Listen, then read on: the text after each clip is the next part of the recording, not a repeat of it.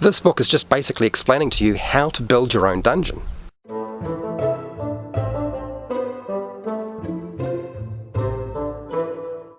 Hi, welcome to How to D&D. My name is Fred Wheeler and today I'm going to talk about Dungeons & Dragons, but specifically Dungeons & Tombs, the book, the Young Adventurer's Guide.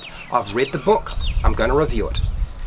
Here is the front cover. I'm going to show you the back as well so you can see what it looks like on the back, because you won't necessarily get the image and what's on the back of the book from any kind of online store.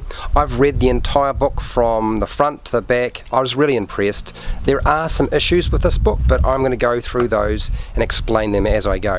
So let's have a look at this. This is the Young Adventurer's Guide. You'll find that this covers a number of different locations. There are 6 different locations in total, legendary dungeons, such as Chult, the Iron Slag, Ravenloft, the Sea Ghost, the Temple of Elemental Evil, and Undermountain, which is pretty famous. This book is designed for a younger reader, but I feel like it's pretty useful for a new player to Dungeons & Dragons. I'm going to explain to you why as I go through. So first off, this book is written by Jim Zub, Stacey King and Andrew Wheeler. No relation to myself, as it happens. This is an official Dungeons & Dragons product. It gives you advice on basic adventuring, which I thought was quite interesting considering what we were expecting to get. This is a lore book, it's a fluff book, it's not a mechanical book. So if you were expecting games mechanics, it's not an exercise book, it doesn't lay itself out like that at all.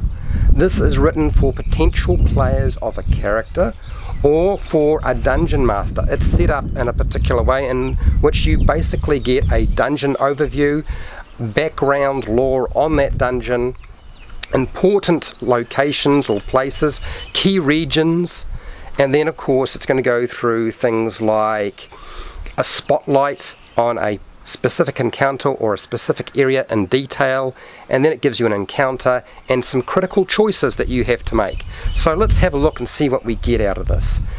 This book is posing questions to players and dungeon masters.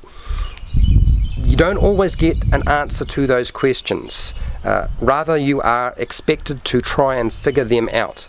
The first one is the Iron Slag. This is a giant fortress. It is, as I said, aimed for ages 8 through to 12, but new players I think will find this really useful. The pictures really help tell the story and fill out the adventure location, so don't sort of whip past this. This is all new art, by the way. It looks like a mini adventure in skeletal form to me with each dungeon. I can see that people will probably buy this as a sort of a start off to a pre-made adventure. So there's a lot of pre-made adventures that are based around these locations, and this is sort of if you read this, look through this book, you're probably going to be wanting to buy the book that's associated with that location. There are not enough dungeon locations for my liking. The writer put monster information into this book, which I feel it is sort of inappropriate. They could have put that into a different book. There is in fact a monster book in this line, so why they put it here I do not know. As I said, this is all new artwork, never seen before. At times the art may seem a bit cartoony, but often it's classic oil painting, so it's actually really high standard artwork. A quarter of this book is disappointing due to the fact that there are monsters or a monster focus rather than a dungeon focus. This seems like a great book for a beginner dungeon master of any age. This book is not a Dungeons & Dragons 5e Dungeon Master Guide. So if you thought you were going to get a Dungeon Master Guide out of this, that's not what this book is supposed to be. I'm actually very impressed so far. This is not a perfect product by any means. What I would have liked to see in this book is far more maps. There aren't enough maps in this book to suit me. And you can see this is Chult.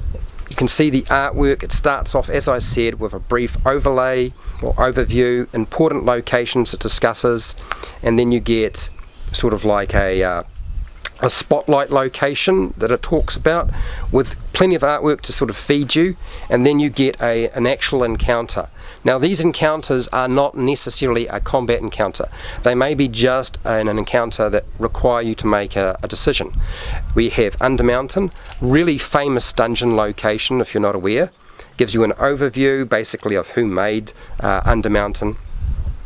Alistair Blackcloak, the Mad Mage, important locations within there, and then you get a dragon hatchery. I mean, who doesn't want to have a dragon hatchery? I can really see many people finding this book really useful to them.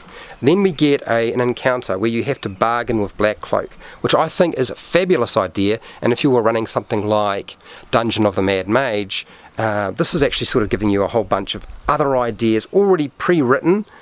It's almost as if there's read-aloud text here deliberately. Now this is the part that I said I didn't like, and this is the bestiary section. You've got the basilisk, and it really pretty much lays it out as, gives you an idea of what the basilisk is, what you should or do or don't with the basilisk, and sort of a bit of fluff, and something about the lair for a basilisk. Now I know the idea behind this is the flaming skull, is that what we do is we give you a monster, and then we get you to build the dungeon or tomb or location around that monster, the gibbering mouther. So they have selected some pretty famous monsters. We've got a grug. Don't know that you necessarily want a grug in your adventure. The iron golem, for those of you who are really into iron golems, gives you an idea of size. I do like the idea of doing do's and don'ts, but like I said, better in a different type of book. This is where we should have seen a lot more maps. The lizard folk, a mimic, which is a very, very common monster for Dungeons and Dragons, very famous. The ooze, and I think maybe that's partly why they've put the monster section in here, but I don't think it was necessary. I feel like a lot of people, when they buy these books, are going to buy the whole series rather than just one of these books. And they didn't need to do this. The roper, probably one of the more dangerous monsters out there, and then it talks about the sea elf. Now you can have different races in your dungeons and so forth. They don't have to necessarily be monsters. A water elemental. So there are a wide variety of monsters in here. Then it talks about how to build your own dungeon. Now this is really useful. I think this is what we have in the back of the Dungeon Master Guide for Dungeons and Dragons 5e. So the dungeon concept, the location, who created, what the purpose of that dungeon was. So it's trying to get you to answer those questions. How to populate it, which is possibly why they gave you a monster section. The ecology, so that's sort of like the environment that it lives in. Any inhabitants of your dungeon. They don't necessarily need to be monsters. If you want to put traps in there, obviously a lot of people like to put traps in there, and then they give you a sample dungeon, sort of how it would look, and lay it out, and then map making. So they talk very briefly about map making in here and some of the icons or symbols that you might use. I think this is a very important section where you actually show you what the symbols mean. Some example dungeons are here, but there's only a couple, not as many as there really should be. There should have been a dungeon location for each of the specific 6 locations they gave you, like a sample dungeon for that location in here. Exploration and questing and how to go about doing that. Treasure, so placing treasure into your dungeon, of course, you've got to have treasure at some point. Using the dungeon to tell a story. So it's not just a location, but it is a way of telling a story, and it gives you some ideas about how to do that as well. So you can see this book is actually pretty good at explaining to you how to build and create your own dungeon in very simple words. There's no complexity here, there's no charts. I really like the idea behind this book. It's a great idea. We should see more books like this, but we don't. So I would definitely recommend picking this up. As I said, I would say about a small section of it is not as useful as you might like. There is a lot of monster stuff in here, but it's still good stuff anyway, even if it's not necessarily related to dungeons and tombs as such. So if you like my stuff, great. I have hundreds of videos for players and dungeon masters you're welcome to go and check out. If you want to support the channel, you can do that on Patreon. You can check out my affiliate links to the book depository and Amazon down in the description, and yes, there is a link to this book as well.